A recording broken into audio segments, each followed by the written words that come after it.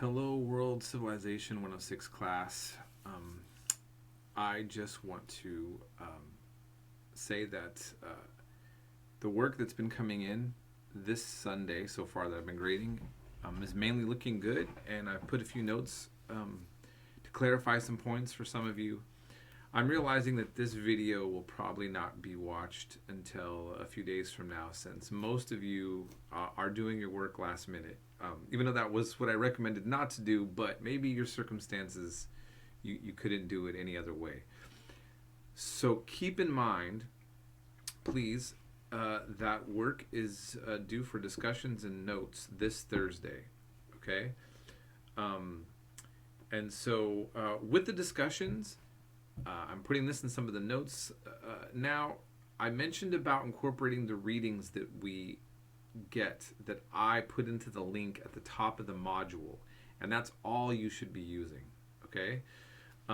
In terms of the discussion, so you need to be incorporating in some way, as my instructions point out, some of the readings that I put off the internet, and it's not a lot of reading, right? Now, in this case, you also have some Bible reading to do. We'll go over that in just a second.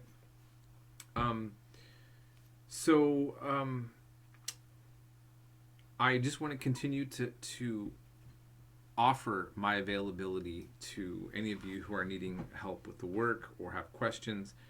I want to remind you, I work all day on Mondays, Wednesdays, and Saturdays. So the best time to get a hold of me is the other days. And just keep in mind that you can write to me any time of the week and try to get a hold of me. Just don't be surprised if it takes me a day later to get a hold of you if you need something on a Monday or Wednesday or Saturday, okay? Because I work like all day at that consignment shop. And I just want to say, I know that this has been a very heavy week. I don't know which week isn't heavy anymore. I mean, I feel like we're just hit with a lot of stuff, and it just keeps coming. Before we move forward, I want to just address the whole tragedy, the travesty of justice that happened under the Breonna Taylor case. It's mind-blowing, and it's terrible, and I just want you all to know that that's what I think about it. That's it. I mean, I want to make it clear, I'm a very politically active I used to be very active. I've been working a lot lately, so I don't want to overstate that I'm active now. But I have a lot of strong opinions about things in the world. And I actually don't incorporate them much into my classes as a general rule, because I like my classes to be a safe space for all of my students, that they get the information as is. Like, we live in a world now where the internet in particular, and you look on the news stations and you get a lot of really hardcore, in-your-face kind of opinions or feelings or thoughts about things going on in the world. And I think that a person should have a commitment to an idea about truth. But in terms of the way that the media goes and how divisive it is, it's a challenge as a professor to be able to just get my class to focus on information and not feel attacked. I think we always have to remember something, too. I want to just say, I changed my views a lot in life. I used to have many views that would maybe shock some of you now. And I had to go through a lot of personal growth in my own behavior. So many things about myself I have tried to evolve. And I think that part of what we're losing in some of what's happening nowadays is this ability to understand that people can be converted to a different way of thinking, and that the information that they're getting at times is so skewed or so far away from what you're getting that we're forgetting that your value systems may be exactly the same, but your information is not, and it becomes a disaster. So I always want to make sure that I'm reaching out to people with my same value system, even if they're not having the same information. Having said that, I think that the fact that we've been having all of these demonstrations, to the point that even some are called, dealt with as riots, what's been happening here in Portland with the constant demonstrations, that there's been this outrage universally about what happened with George Floyd, and all the way to now with this, and still this is how the court case turned out. So it's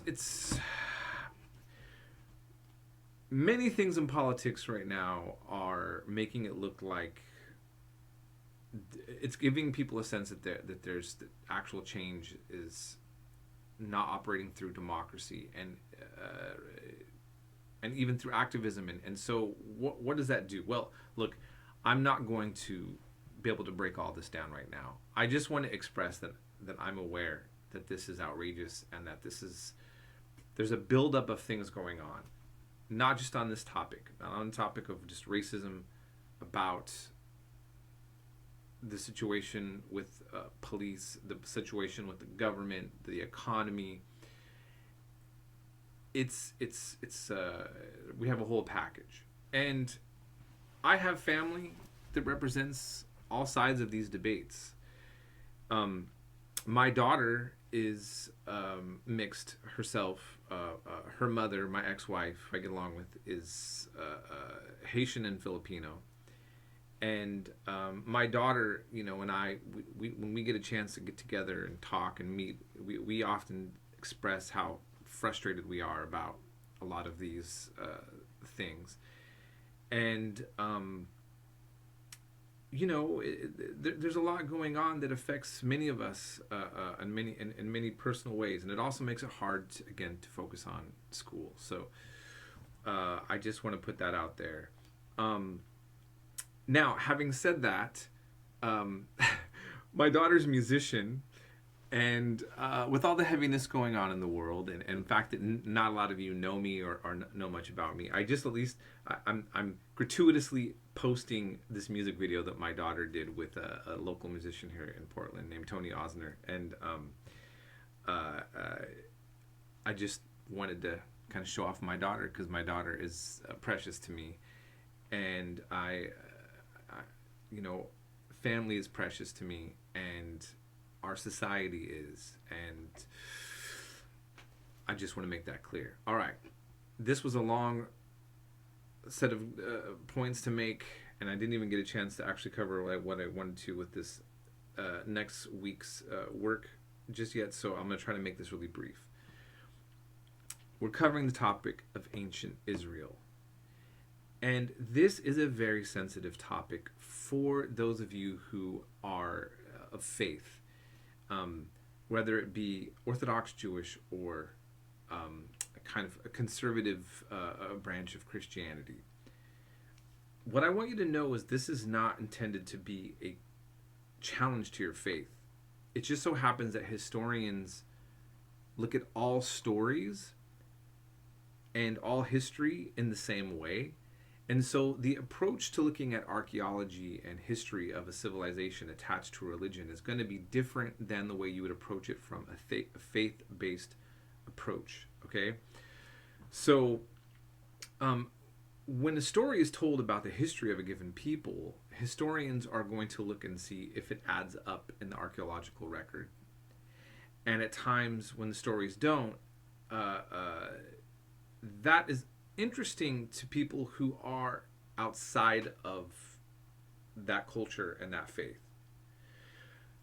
But when it's personal, it becomes a little tricky. And so what I'm going to just try to tell you is you're not required to believe anything taught in this class.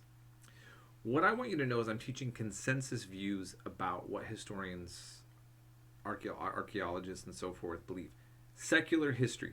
I use that word. Look it up if you don't know what it means. But essentially, we're talking about the non-religious world. You're approaching things from a scientific, secular point of view. Now, keep in mind that the last professor that I have you listen to a lecture of is an Israeli, is Israeli, critiquing the biblical view of Israeli history. Okay, uh, um, the way that the Bible portrays the ancient Israelites compared to what he, as an archaeologist, has discovered. Now, I want to just point out something really brief, and I'm going to try to end this announcement as soon as possible here. Um, Many people of faith have different approaches to the Bible and this information. You'd be surprised how many priests and ministers know that the history, as it's told in the Bible,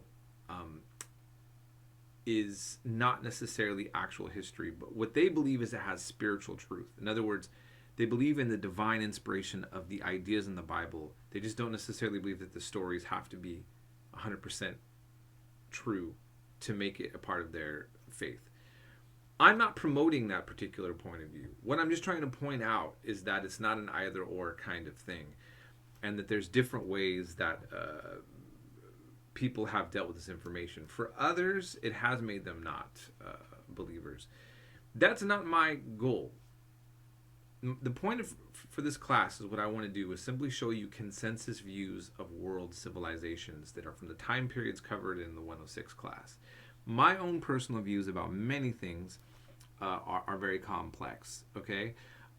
So I understand many of you out there have different thoughts and agendas in terms of your ideology. And last thing to say, so when you're going to bring this up in the discussion, you have to keep it respectful. We're not critiquing anything other than we're just doing a discussion of the history itself.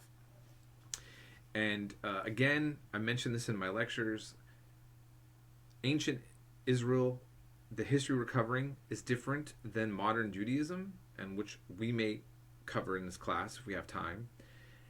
And it's also not that well related to the current Israel-Palestine conflict.